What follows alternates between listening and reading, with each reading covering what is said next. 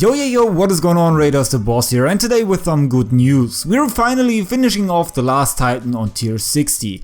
After we were successful against Diamondback in the last video, we're gonna win today as well against one of the toughest Titans.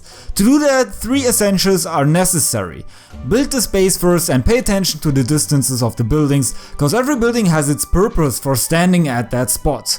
Also, don't get distracted by all the decorations, that could make things more complicated otherwise. Second, you need the diamond gears, and that's basically it. This is gonna be the first Titan video from me where we're only gonna use one buff to finish a Titan.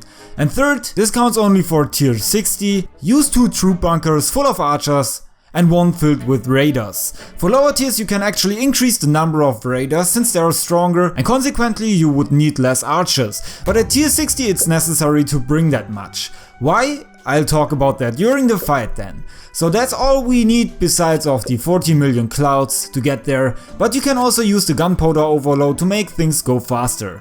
Alright, I think we're set to go, so let's start.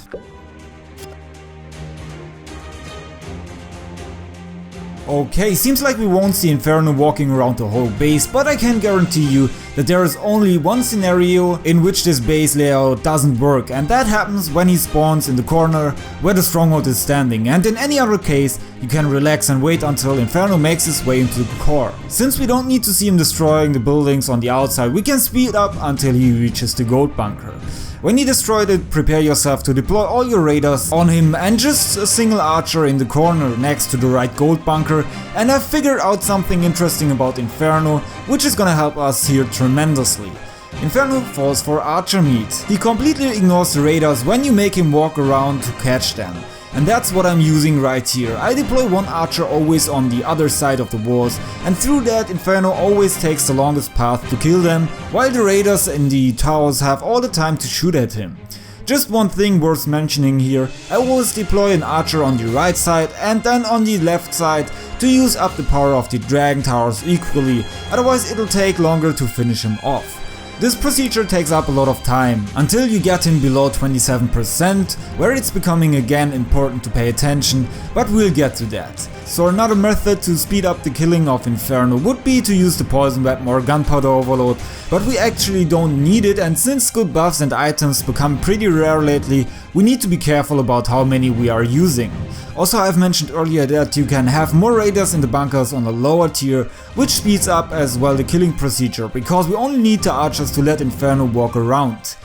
Alright, seems like we're getting closer to 37%, and when that happens you need to lure Inferno to the opposite side from where he came from, if he didn't walk around the whole base completely, and this is because he will walk in his rage mode always to the opposite side from the position where he entered it. And to avoid that he'll walk to the outside to the other buildings, you just need to do that to win on every tier easily. Also, we got here the chance to shoot a lot of times with this snowball on Inferno, which gives us the opportunity to deal some extra damage to him before he walks into the minefield consisting of shock rod traps. From this point onwards you don't need to do something but wait until he dies, because he will always walk around that structure of walls without getting off his path.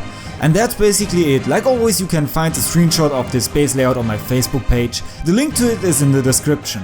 Also, if you're not a Stronghold 10 user, you can also modify this base in a way that it suits your Stronghold level, just invest some of your creativity.